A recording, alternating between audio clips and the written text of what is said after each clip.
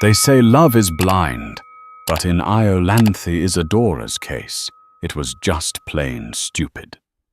He thought he was the king of the world, a self-made real estate mogul who could trade his faithful wife of 10 years for a younger, flashier model without a second thought.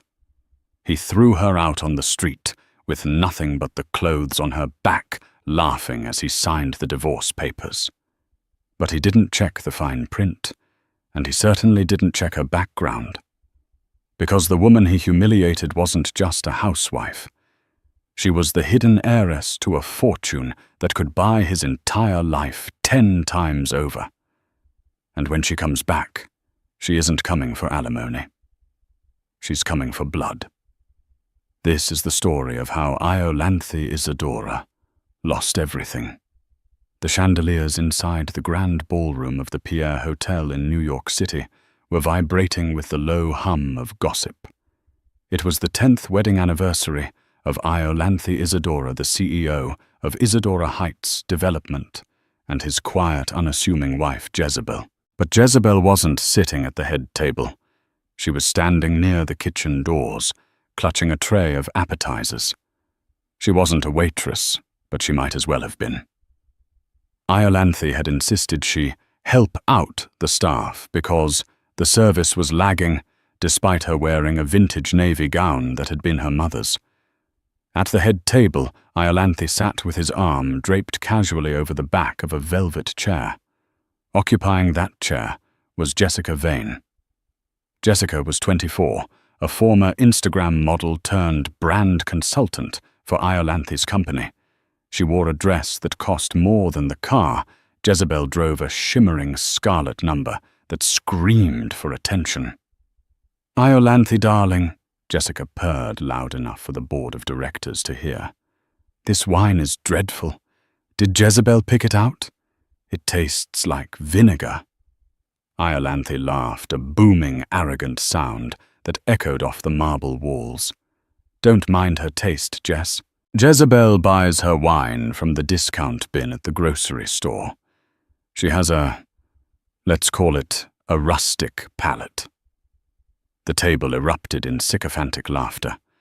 Men like board member Thomas Klein and CFO Greg Anderson chuckled nervously, eyeing the kitchen door, where Jezebel stood humiliated. They knew Jezebel. They knew she was the one who remembered their wives' birthdays. The one who stayed up until 4 a.m. proofreading Iolanthe's contracts because he was too drunk to do it himself. Jezebel gripped the silver tray until her knuckles turned white. She walked over to the table, her face burning. "Happy anniversary, Iolanthe," she whispered, placing a glass of water down near him. Iolanthe didn't look up. He was busy feeding a strawberry to Jessica. "Not now, Jezebel.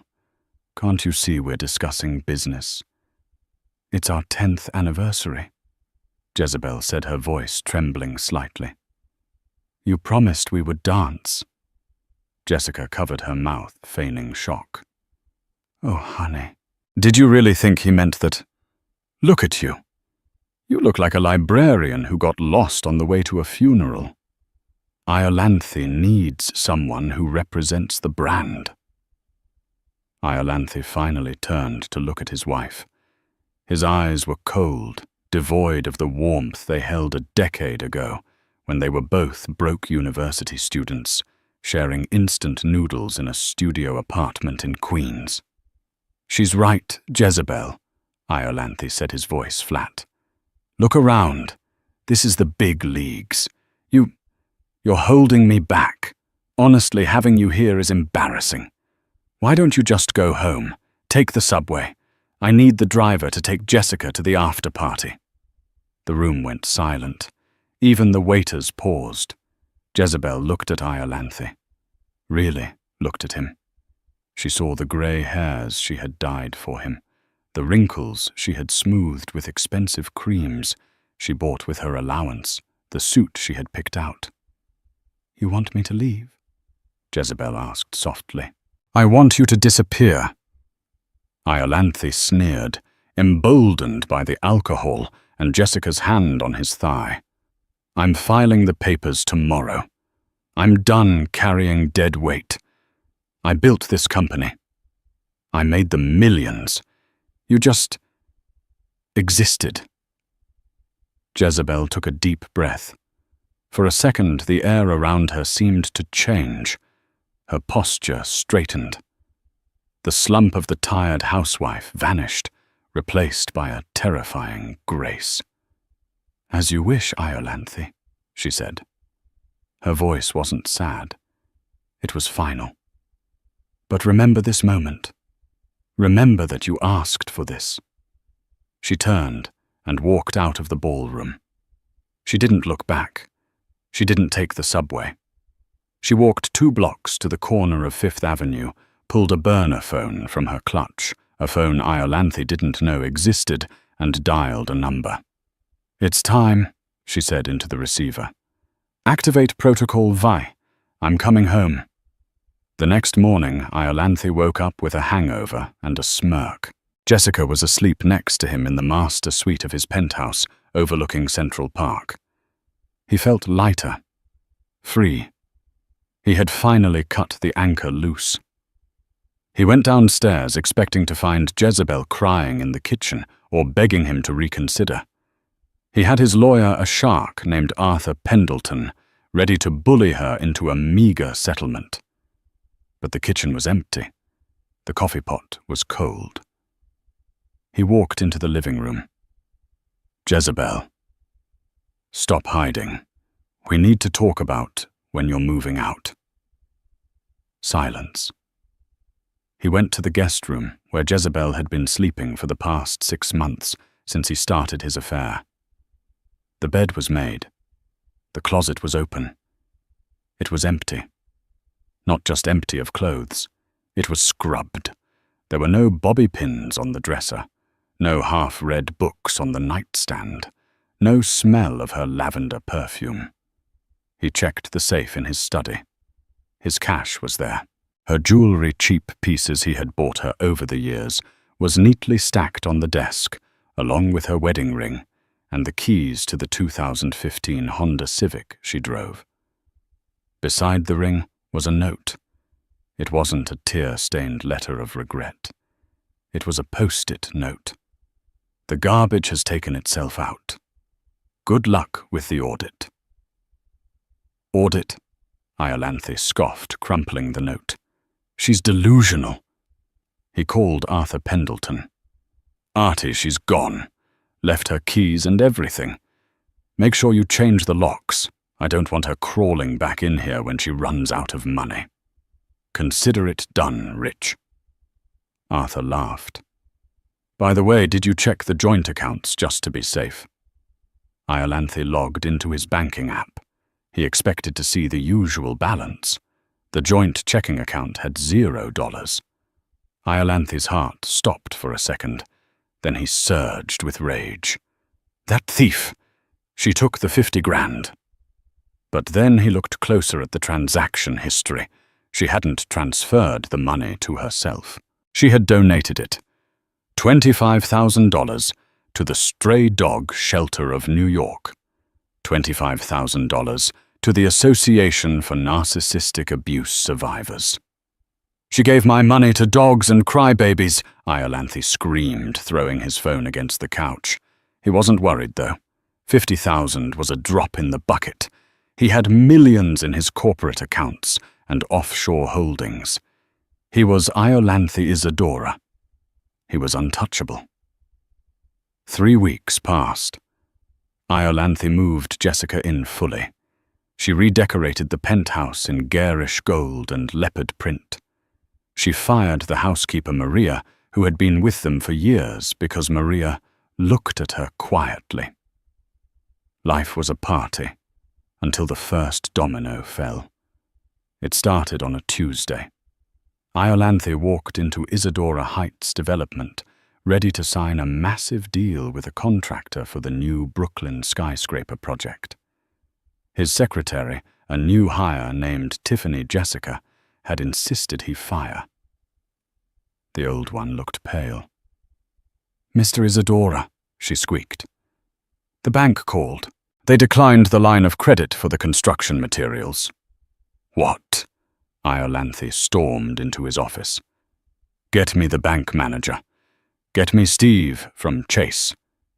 He got Steve on the line. Steve, what is the meaning of this? I have assets covering that loan 3 times over. I'm sorry, Mr. Isadora. Steve's voice was icy. But there's been a flagging on your collateral, the land for the Brooklyn project. It appears you don't own it. I bought that land 5 years ago, Iolanthe roared. I have the deed. We checked the deed, Iolanthe, Steve said. The land is held by a holding company called Aurora Borealis LLC. You had a lease agreement with them, with an option to buy which expired yesterday. You never exercised the option. Iolanthe froze. He remembered now. Jezebel usually handled the calendar and the renewals. She would put a file on his desk with a sticky note saying, "Sign this or we lose the land." She hadn't put a file on his desk this month. Who owns Aurora Borealis? Iolanthe demanded, sweat beading on his forehead. It's a blind trust, Steve said. But the lawyers representing them just sent a notice of eviction. You have 48 hours to vacate the construction site. Iolanthe slammed the phone down. Jezebel, he hissed. She knew the date was coming up, and she didn't remind me. Bad news, babe. Jessica walked in, holding a shopping bag from Gucci. I need your black card. The one you gave me got declined at Saks. Not now, Jessica, Iolanthe snapped. He didn't know it yet, but the land was just the beginning. Jezebel hadn't just been his wife. For 10 years she had been his shadow COO. She was the one who smoothed over his rude emails to investors. She was the one who noticed the accounting errors. She was the one who maintained relationships with the city zoning board. Without her, the invisible glue holding his empire together had dissolved. And the winds of a hurricane were starting to blow. Iolanthe grabbed his coat. I need to find her. She's probably staying at her sister's in New Jersey. I'm going to drag her back here and make her fix this mess. He drove to the address he had for Jezebel's sister, a small, run-down house in a working-class neighborhood. He banged on the door. A strange man opened it. Yeah. Where is Jezebel? Where is Linda? Iolanthe demanded. Lady, I bought this house 6 months ago, the man said. The previous owner, Linda, she moved to Switzerland. Said her sister got her a job. Switzerland? Iolanthe stepped back. Linda was a cashier at a diner. How could she move to Switzerland? His phone buzzed. It was an email from a private investigator he had hired an hour ago. Subject: Jezebel Isadora report. Mr. Isadora. I can't find a trace of a Jezebel Jenkins existing before 2012. Her social security number leads to a dead end. It's like she was created out of thin air the year she met you. But I did find one hit on facial recognition from an airport camera in Zurich yesterday. Iolanthe opened the attachment. It was a grainy photo of Jezebel. But she wasn't wearing her usual cardigans. She was wearing a tailored white power suit, oversized sunglasses, and she was stepping off a private jet. The tail number on the jet was registered to the Van der Hoeven Group. Iolanthe dropped the phone. The Van der Hoeven Group wasn't just a company. It was a dynasty. They owned half of the shipping lines in Europe, 3 pharmaceutical companies, and significant real estate in Manhattan. They were old money, the kind of money that whispered and governments listened. No, Iolanthe whispered. That's impossible. Jezebel coupons for tuna fish. But deep in his gut, a cold, hard stone of dread began to form. He had kicked a puppy, only to realize it was the favorite pet of a wolf. Iolanthe sat in his leather executive chair, the silence of his office deafening. The view of the Manhattan skyline, usually a source of pride, now felt like a mocking audience. The report from the private investigator lay on his desk like a radioactive isotope. Van der Hoven. He typed the name into Google. The results were intimidating. The Van der Hoven family wasn't just rich. They were old-world architects of the global economy. Dutch shipping magnates turned global financiers. Net worth incalculable. He scrolled through the image results. There were photos of an older man, Henrik van der Hoven, a stern-looking patriarch, and then a few photos from 12 years ago of a young woman, Serafina van der Hoven. The photos were blurry, taken by paparazzi from a distance. She was young, maybe 20. She looked uncomfortable in the spotlight.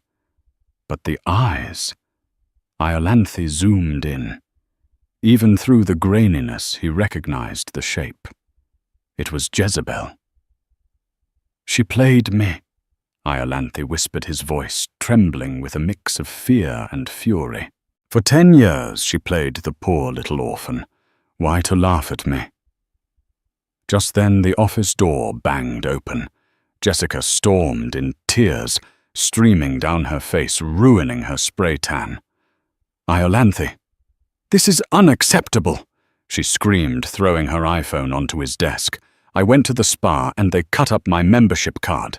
They said the account is frozen." "Do you know how embarrassing that is?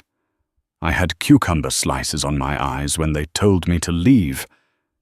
Iolanthe looked at her, really looked at her for the second time. The shrill voice, the obsession with trivialities, the complete lack of awareness that the building was burning down around them.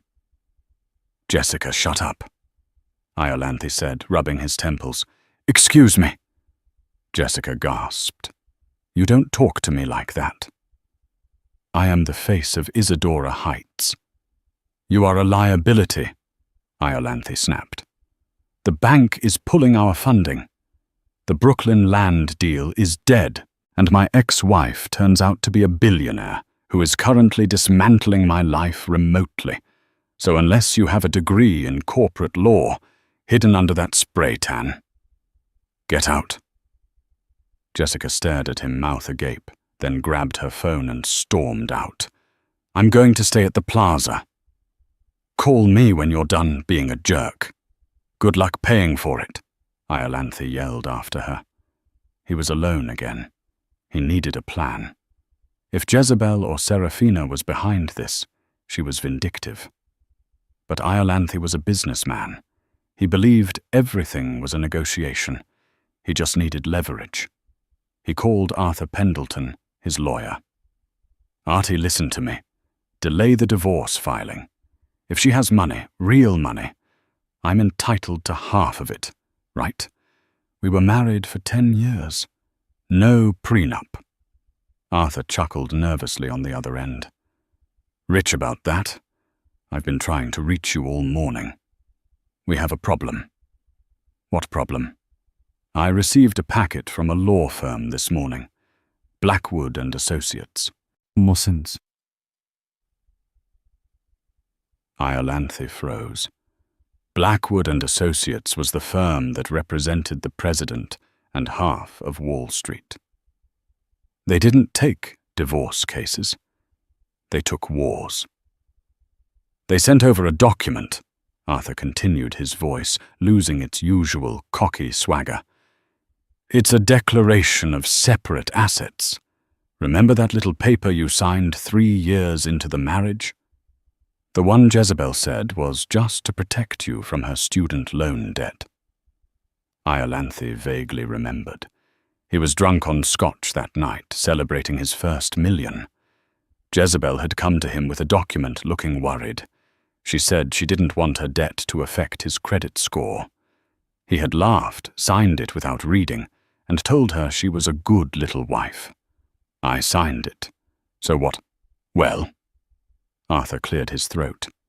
It wasn't about student loans. It was a waiver. You legally waived any claim to her assets, past, present, or future, in exchange for her waiving any claim to yours. It's ironclad, Iolanthe. You can't touch her money. But here's the kicker. Because you signed that she has no liability for your debts either. And since she was the guarantor on your initial business loans under a shell corporation, what are you saying, Arthur? I'm saying she pulled the guarantee this morning. The banks are calling in the loans immediately. All $40 million of them. If you can't pay by close of business, Friday, Isadora Heights enters receivership. Iolanthe dropped the phone. It was Wednesday. He had 48 hours. He spent the next day running around the city like a madman. He called every favor. He called the friends he had bought expensive dinners for. Sorry, rich bad timing. I'd love to help, but liquidity is tight. I heard you're in trouble with the Van der Hovens. I can't get involved in that. The name had already spread. The wolves smelled blood. By Thursday evening, Iolanthe was sitting in a dive bar, loosening his tie. He was ruined. The penthouse would be seized, his cars, his reputation. Then his phone buzzed. Unknown number. Hello? He answered, his voice slurred. Mr. Isadora. A crisp British voice spoke.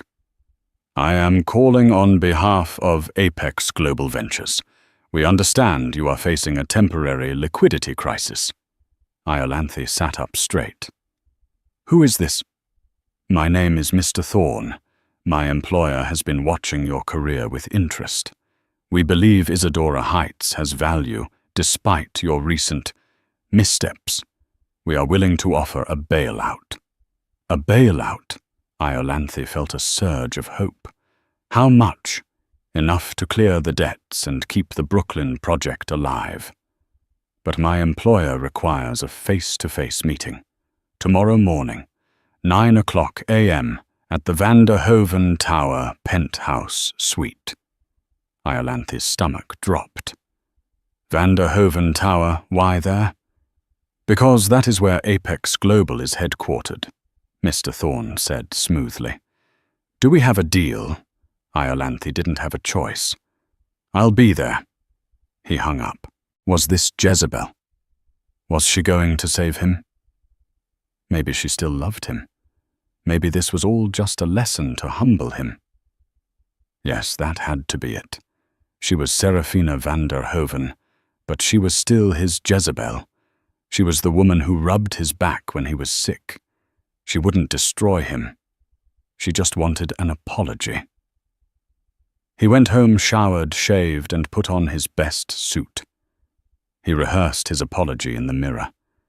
He would be charming, remorseful. He would win her back. The Van der Hoven Tower made Iolanthe's office building look like a strip mall. It was a sleek needle of black glass piercing the clouds of midtown Manhattan. Iolanthe arrived at 8:45 a.m. He was escorted by security, huge men in suits that cost more than Iolanthe's car, to a private elevator. There were no buttons. It simply ascended, ears popping as they shot up 90 floors. The doors opened into a conference room that spanned the entire floor. The walls were floor-to-ceiling glass. The table was made of obsidian. Sitting at the far end of the table was a woman. Her back was to him. She was looking out at the city. She wore a crimson suit, sharp and tailored.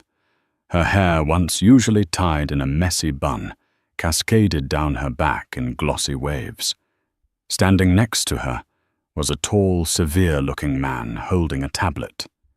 Mr. Thorne, presumably. Miss Isadora, Thorne said. Please sit. Iolanthe sat. He felt small. Is she the investor? The chair swiveled around. It was Jezebel. But it wasn't the Jezebel he knew. The Jezebel he knew had soft eyes and a nervous smile. This woman's eyes were like shattered diamonds, hard, brilliant, and cutting. Her makeup was flawless. She radiated a terrifying amount of power. "Hello, Iolanthe," she said. Her voice was the same, but the cadence was different. It commanded attention. "Jezebel." Iolanthe breathed out, putting on his practiced sad smile. "God, I've missed you. Look, I know I messed up. I was an idiot, a fool. The stress of the business, it got to me. But we can fix this. I love you." Jezebel didn't blink. She didn't smile. She simply tapped a finger on the obsidian table. "You love me?" she asked, her tone conversational. "That's interesting, because 3 days ago you told me I was dead weight. You said I was embarrassing. You humiliated me in front of your board to impress a girl who thinks the capital of France is Zara." "I was drunk," Iolanthe pleaded. "I didn't mean it." "You meant every word," Jezebel said calmly. "But let's correct the record. I am not Jezebel Isadora. I never was. My name is Serafina van der Hoven." "I know," Iolanthe said, leaning forward. "And I don't care about the money, Jezebel. Serafina. I care about us." Jezebel laughed. It was a cold, dry sound. "Oh, Iolanthe, stop acting. It's beneath you. You're here because you're broke. You're here because you realized the librarian you married was the only reason you weren't living in a cardboard box." She stood up and walked toward him. The click of her heels echoed in the silent room. "Let me tell you a story, Iolanthe. 12 years ago, I walked away from this life. The billions, the boardrooms, the fake smiles. I wanted to know if it was possible to be loved for me. Not my last name. Not my inheritance. Just me." She circled him like a shark. "I met you. You were ambitious, hungry, and a little rough around the edges. I fell in love with your drive. I thought, here is a man who will build something with me. So I became Jezebel. I cooked your meals. I cleaned your house. I balanced your books. I gave you 10 years of my life. I used my inheritance to anonymously guarantee your loans because no bank would touch you. I bought the land for your projects through shell companies so you could feel like a big man negotiating deals." Iolanthe turned pale. You did all that? Everything?" she hissed, leaning down so her face was inches from his. "Every success you ever had was because I allowed it, and I was happy to do it. I didn't want the credit. I just wanted your loyalty." She straightened up and walked back to her chair. "And then you got bored. You decided I wasn't shiny enough. You cheated on me. You mocked me. And finally you discarded me." "I'm sorry," Iolanthe whispered, head in his hands. "Apologies are for people who spill wine on a rug, Iolanthe," she said. "Betrayal requires a different currency." She gestured to Mr. Thorne, who slid a thick document across the table toward Iolanthe. "This is the proposal," Jezebel said. Iolanthe looked at the document. "Acquisition agreement. Apex Global, my private equity firm, will purchase Isadora Heights Development," Jezebel explained. "We will assume all debts and liabilities. You will avoid bankruptcy. You will avoid the fraud charges that the SEC is currently preparing regarding your creative accounting on the Midtown project. Yes, I know about that too." "You're buying the company?" Iolanthe asked, hope returning. "So I stay on as CEO?" Jezebel smiled. It was a terrifying smile. "No, you will resign immediately." You will sign over 100% of your shares. In exchange, I will give you a payout." "How much?" Iolanthe asked. He was doing the math. The company was valued at $50 million before the crash. Even in a fire sale, he could walk away with $10 million. "Turn to page 30, Jezebel said. Iolanthe flipped the pages. He found the figure. Purchase price $1. Iolanthe choked. "You're joking." "It's a generous offer," Jezebel said coldly. "Considering the debt is $40 million, I'm technically paying $40,001 for a pile of garbage. You walk away with no debt, no prison time, and $1. I won't sign it." Iolanthe slammed his fist on the table. "I built that company. You built nothing." Jezebel's voice rose, cracking like a whip. "I built it. And if you don't sign, I will let the bank foreclose tomorrow. The SEC will raid your office on Monday. You will go to federal prison for bank fraud for at least 5 years. And while you are rotting in a cell, Jessica will be sleeping with the next guy who has a black card." She checked her diamond-encrusted watch. "You have 2 minutes to decide, Iolanthe. My pen is on the table." Iolanthe looked at the pen. He looked at Jezebel. He saw zero hesitation in her eyes. She wasn't bluffing. She was Serafina van der Hoven, and she could crush him like an insect. He thought about prison. He thought about the shame. With a shaking hand, he picked up the pen. He signed his name. Iolanthe Isadora. He pushed the paper back. Mr. Thorne reached into his pocket and pulled out a crisp single $1 bill. He placed it on the obsidian table. "Pleasure doing business with you, Mr. Isadora," Thorne said. "Get out," Jezebel said. She didn't look at him. She had already turned her chair back to the window, watching the city she owned. Iolanthe grabbed the dollar bill. He stumbled to the elevator. As the doors closed, the last thing he saw was the back of the woman he had thrown away, sitting on a throne he could never reach. But the nightmare wasn't over. Iolanthe thought he had hit rock bottom. He was wrong. Because Jessica was waiting in the lobby, and she had seen the news alert on her phone. The elevator ride down from the 91st floor felt like a descent into hell. Iolanthe stared at his reflection in the polished brass doors. His tie was slightly crooked. His face was pale. He held the crumpled $1 bill in his fist like a lifeline. When the doors slid open, the lobby of the Van der Hoven Tower was bustling. Tourists were taking photos of the waterfall in the atrium. Businessmen were rushing to meetings. And there, sitting on a velvet bench near the revolving doors, was Jessica. Iolanthe felt a flicker of relief. At least he wasn't alone. Jessica was annoying, yes, and shallow, but she was his.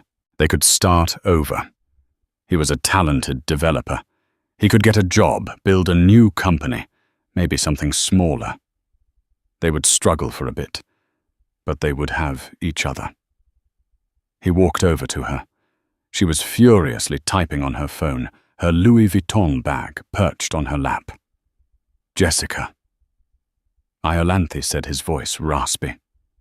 She looked up. Her expression wasn't one of concern. It was one of annoyance, mixed with pity, the kind of look one gives to a homeless person asking for change. "Oh, you're done," she said, standing up and smoothing her skirt. "Finally.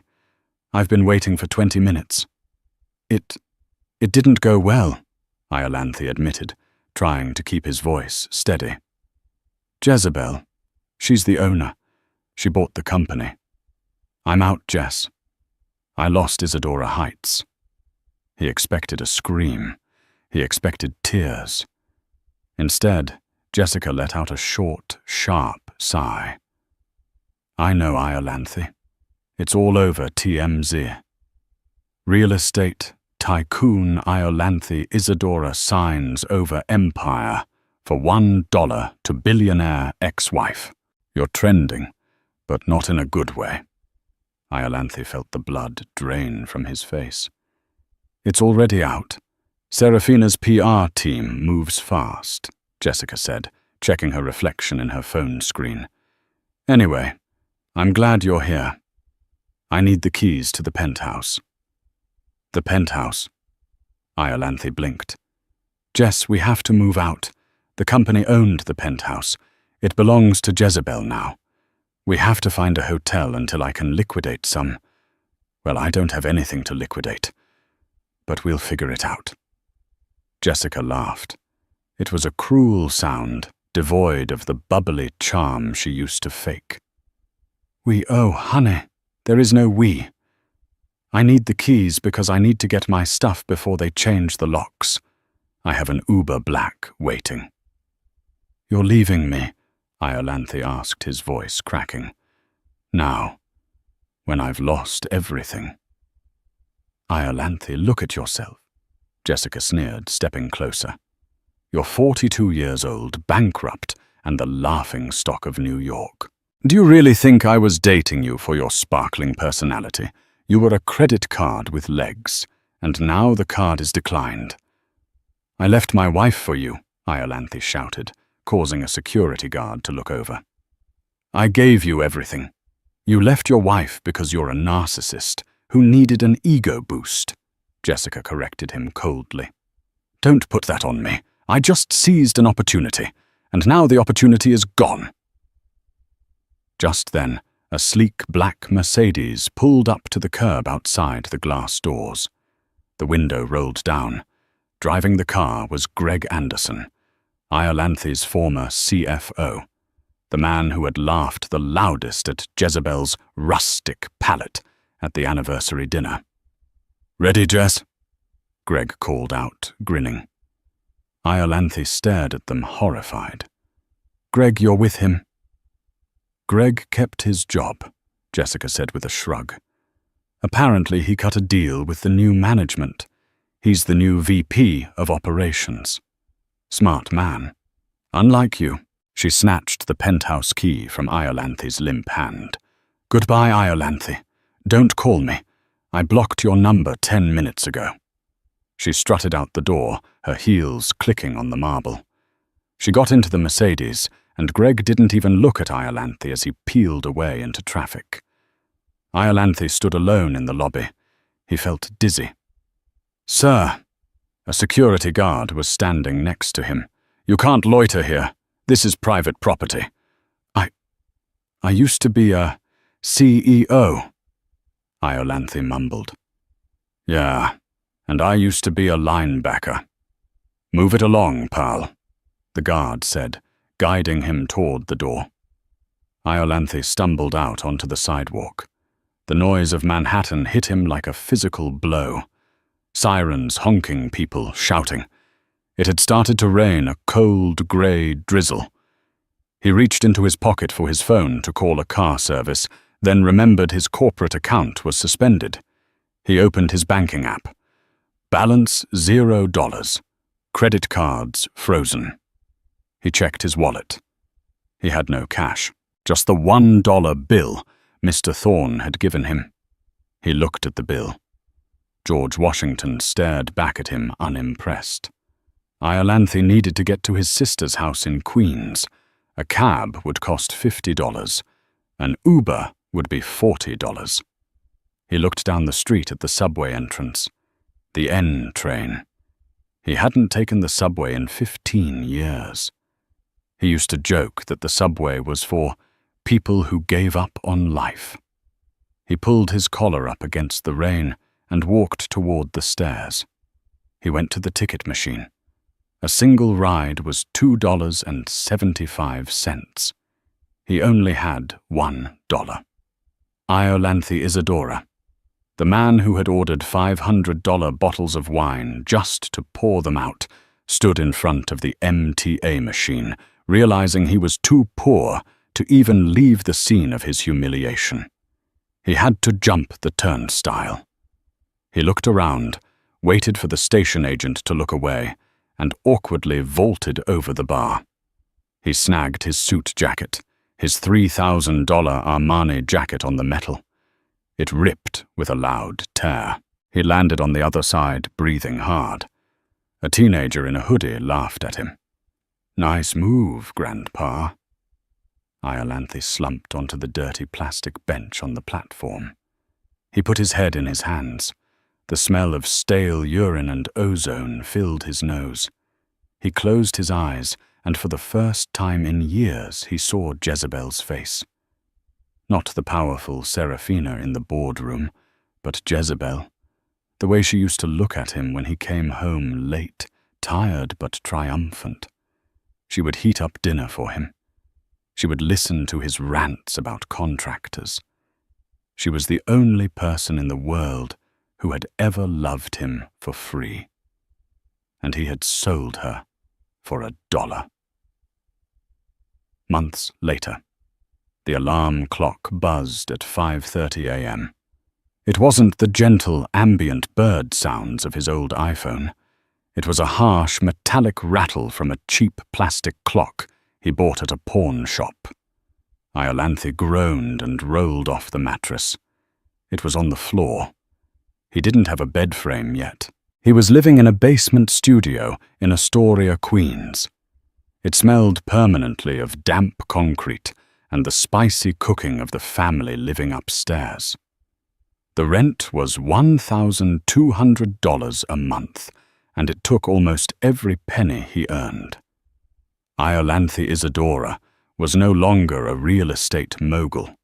He was a shift manager at Build It All, a large chain hardware store on Northern Boulevard. It was the only job he could get. His name was toxic in the corporate world. The article about his downfall had gone viral. LinkedIn had banned his profile due to mass reporting from angry people who sympathized with his ex-wife. No legitimate firm would hire the man who gave away a kingdom for a mistress. He put on his orange vest. It felt like a prison uniform. Iolanthe Aisle 4. Clean up on Aisle 4. His manager, a 22-year-old named Kyle, who had dropped out of community college, yelled across the store. "I'm on it, Kyle," Iolanthe muttered. He walked to Aisle 4. A customer had dropped a gallon of white paint. It was everywhere. Iolanthe got the mop. As he scrubbed the floor, a woman with a shopping cart tried to squeeze past him. "Excuse me," she said impatiently. "Can you move? I'm in a hurry." Iolanthe looked up. He froze. It was Mrs. Higgins, the wife of one of his old investors. He had been to her house in the Hamptons. He had complimented her gardening. She looked at him, squinting.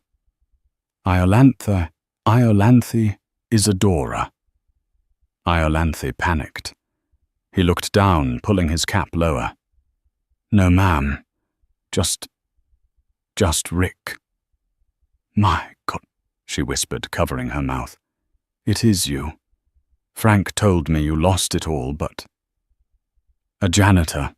I'm a shift manager," Iolanthe said through gritted teeth.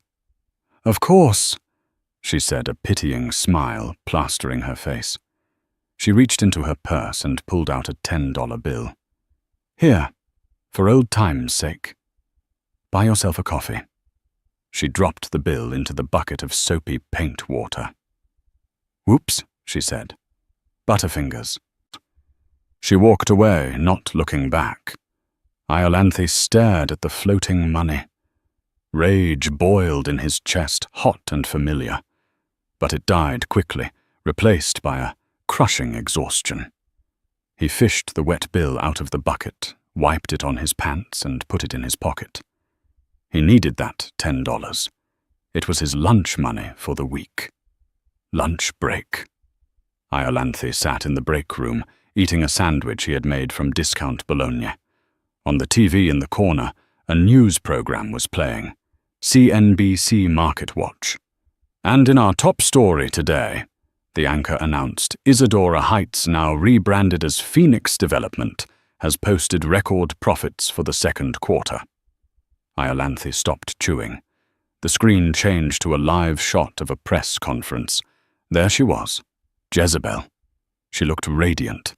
She was wearing a cream-colored dress, standing at a podium in front of the Brooklyn skyscraper, his skyscraper which was now finished. It gleamed in the sunlight. "We believe in sustainable housing," Jezebel was saying into the microphone. "We are dedicating 20% of this building to affordable housing for single mothers.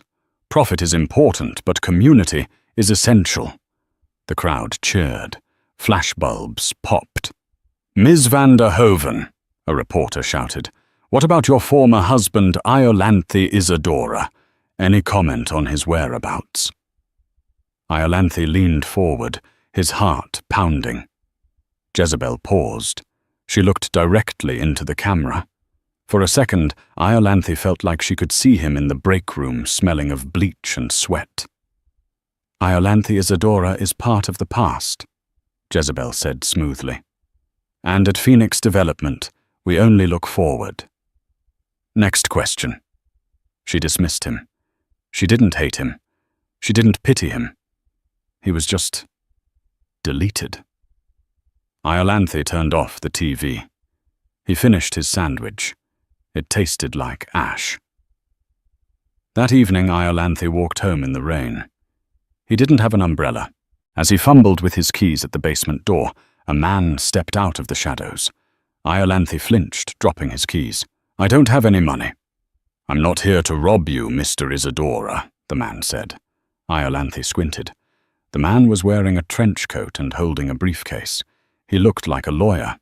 "Who are you?" "My name is Arthur Pendleton," the man said. Iolanthe's old lawyer, the one who had told him to sign the waivers. "Arthur." Iolanthe laughed bitterly. "Come to kick me too? Or are you here to sue me for unpaid legal fees because you can take the microwave, it's the only thing I own?" "I'm not here to sue you," Arthur said, looking uncomfortable. "I'm here because I was fired." Fired. Blackwood and Associates Jezebel's lawyers filed a complaint against me for malpractice. Apparently letting my client sign away his assets while intoxicated is a violation of the Bar Association's ethics. I lost my license, Iolanthe. "Join the club," Iolanthe said, unlocking the door. "Want a beer?" "It's warm." "No," Arthur said. "I'm here because I found something. When I was clearing out my files, I found a copy of the original trust deed for the Van der Hoven estate, Jezebel's trust. So. Arthur stepped closer, his eyes gleaming with desperation. Jezebel made a mistake. A tiny technical mistake. Iolanthe paused. "What kind of mistake?" "The declaration of separate assets you signed, the one that screwed you." Arthur pulled a damp document from his coat. It was notarized in New York, but according to the Van der Hoven family charter, which dates back to the 1920s, any change to the primary beneficiary's marital assets must be countersigned by the family patriarch in the Netherlands, her father. "And her father died 2 weeks before you signed that paper." Arthur grinned. "Which means the signature on the trust approval was dated post-mortem. It's invalid. The waiver is void, Iolanthe." Iolanthe felt a thumping in his ears. "Speak English, Arthur."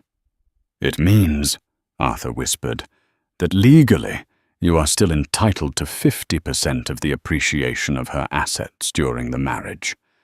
You don't get the billions, but you get half of what Isadora Heights is worth now. Half of the Phoenix profits. How much? Maybe 50 million, maybe more." Iolanthe stared at the rain puddles. $50 million. It was a ticket out of this basement. It was a ticket back to the Pierre Hotel. Back to respect. "But we need to fight," Arthur said. "I can't practice law, but I know a guy who is hungry, and hates the Van der Hovens. We sue her. We drag her back to court. We expose the technicality. We blindside her." Iolanthe looked at his hands. They were rough, calloused from lifting lumber. He thought about Jezebel on the Tifu. We only look forward. He thought about the way she looked at him in the boardroom. The total indifference. "She destroyed me," Iolanthe said softly. "She stole your life," Arthur urged. "Let's take it back." Iolanthe clenched his fist. The humiliation of the last 6 months burned in his gut. The mop, the orange vest, Mrs. Higgins's $10. He looked at Arthur. "Do it," Iolanthe said. "Burn it all down." The New York Supreme Court was packed. The press had caught wind of the zombie lawsuit, the disgraced ex-husband trying to claw back a fortune from the billionaire heiress on a technicality. Iolanthe sat at the plaintiff's table. He wasn't wearing an Armani suit today. He was wearing a Men's Warehouse suit he had bought on clearance. Next to him sat Victor Kane, a disheveled lawyer Arthur had dredged up from the bottom of the legal barrel. Arthur himself couldn't practice, so he sat in the gallery, sweating his eyes fixed on the potential payout. On the other side sat Jezebel. She looked serene, dressed in navy blue, flanked by 3 lawyers from Blackwood and Associates, who looked like they cost more per hour than Iolanthe had earned in the last 6 months. "Your Honor!" Victor Kane bellowed, waving the damp document Arthur had found. "The evidence is irrefutable. The declaration of separate assets requires the signature of the Van der Hoven patriarch. The signature is dated October the 14th. Henrik van der Hoven died on October 1st. Dead men don't sign contracts. The waiver is void. My client is entitled to 50% of all marital assets acquired during the union." The judge, an elderly man with thick glasses, examined the paper. He looked at Jezebel's team. "Counsel, this does appear to be a discrepancy." Iolanthe's heart hammered against his ribs. It was working. He looked at Jezebel. He expected to see fear. He wanted to see the cracks in her porcelain mask. But Jezebel was just writing in a notebook. Her lead attorney, a sharp woman named Eleanor Vance, stood up. "Your Honor, we do not dispute the dates." The courtroom gasped. Iolanthe felt a surge of adrenaline. "They admitted it, however," Vance continued. "We dispute the plaintiff's understanding of the Van der Hoven family charter." She turned to the gallery. "We call our first and only witness, Mrs. Martha van der Hoven." The doors opened. An elegant elderly woman in a wheelchair was wheeled in. It was Jezebel's mother. Iolanthe remembered her as a quiet woman he had met once at a funeral. He thought she was just a senile grandmother. Martha took the stand. "Mrs. van der Hoven," Vance asked, "who became the patriarch, the head of the estate upon your husband's death?" "I did," Martha said, her voice clear and strong, "until my daughter turned 25. And on October 14th, the date of this document, who signed the waiver authorization?" "I did," Martha said. "I signed it as the executor of the estate, holding the power of the patriarch. My husband was dead, yes, but the authority was mine." Victor Kane slammed his hand on the table. "Objection. The signature says H. van der Hoven." "Yes," Martha smiled sweetly. "My name is Helena Martha van der Hoven. I go by Martha, but I sign with my legal initial, H." Silence descended on the courtroom. The loophole wasn't a loophole. It was a misunderstanding of a middle name. Arthur in the gallery put his head in his hands. The $50 million evaporated instantly. "Case dismissed," the judge began to say. "Wait. Jezebel stood up. "Your Honor, may I address the plaintiff?" The judge paused. "Make it quick, Ms. van der Hoven." Jezebel walked across the aisle. She stopped 5 feet from Iolanthe. She smelled of rain and expensive sandalwood. "You thought you caught me," she said softly, only for him to hear. "You thought I was sloppy." "I just wanted what was fair," Iolanthe choked out, his eyes burning with the humiliation of defeat. "I helped build that company, and that is why I'm going to make you an offer," Jezebel said. She reached into her briefcase and pulled out a thick red folder. "You can leave here with nothing, Iolanthe. You can go back to your basement and your mop, or you can open this folder." Iolanthe looked at the folder. "What is it?" "A check." "Better," Jezebel said. "It's a legacy." Iolanthe opened the folder. It wasn't a check. It was a stack of engineering reports, structural analysis reports. He scanned the first page. His blood ran cold. Project, the Isadora Bridge Complex. 2018. Status, critical structural failure, imminent.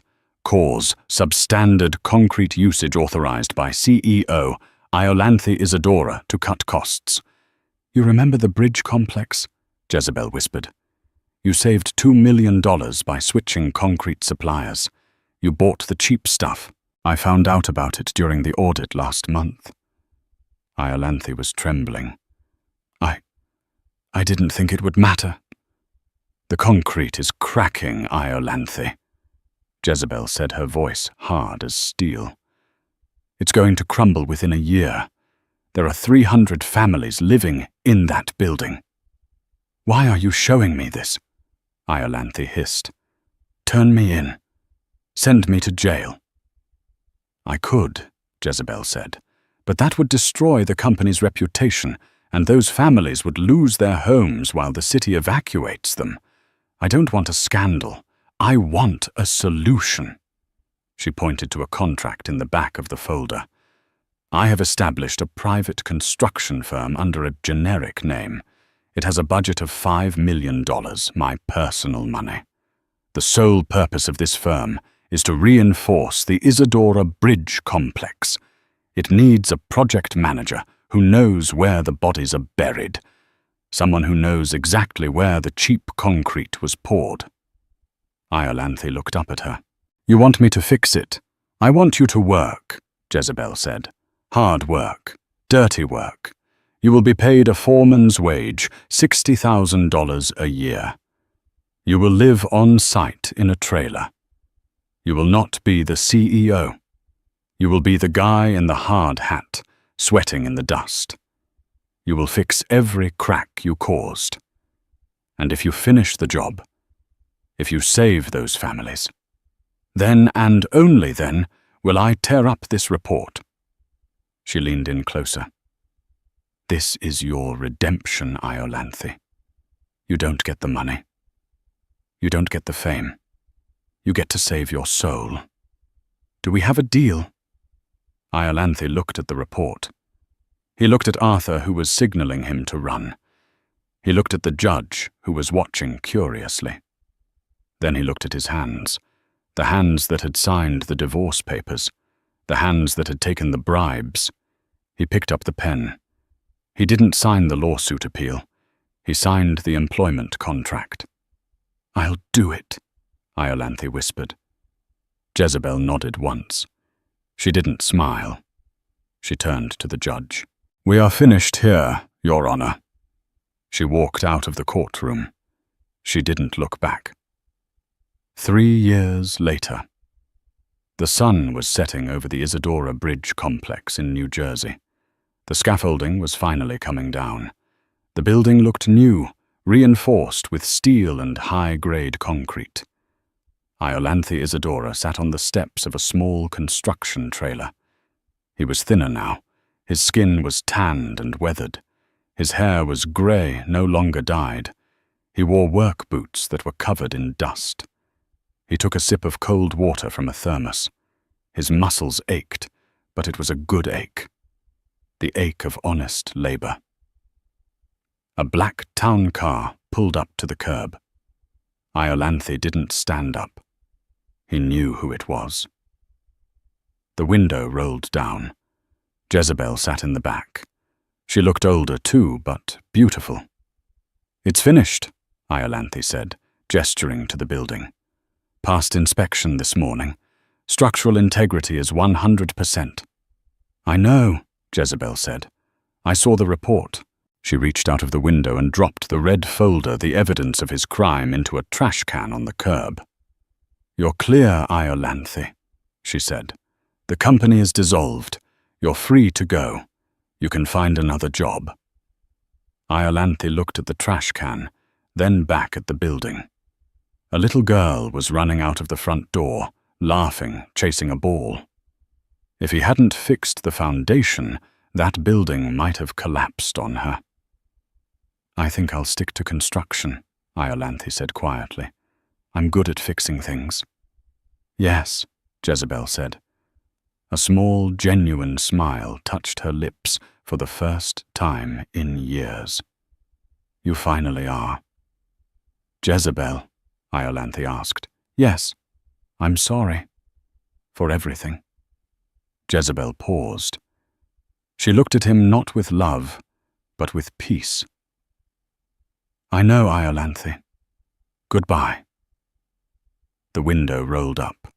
The car drove away, disappearing into the city lights. Iolanthe sat on the steps for a long time. He had no millions. He had no penthouse. He had no wife. But for the first time in his life, he wasn't empty. He stood up, picked up his hard hat, and walked toward the sunset. He had work to do.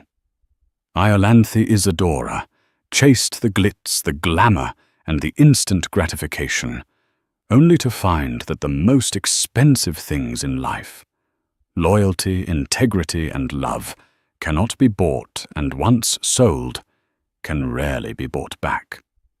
He lost $1 billion, but in the dust of a construction site, he might have finally found himself. What do you think? Did Iolanthe deserve a second chance, or should Jezebel have sent him to jail? Was his punishment of 3 years of hard labor enough to pay for his betrayal? Let me know in the comments below. Type Team Justice if you think he got off too easy, or Team Redemption if you think he learned his lesson. If you enjoyed this story of twists, karma, and high-stakes revenge, please hit that like button. It really helps the channel. And don't forget to subscribe and ring the bell so you never miss the next scandal. Thanks for watching, and remember, be careful who you step on your way up. They might be the only ones catching you on your way down.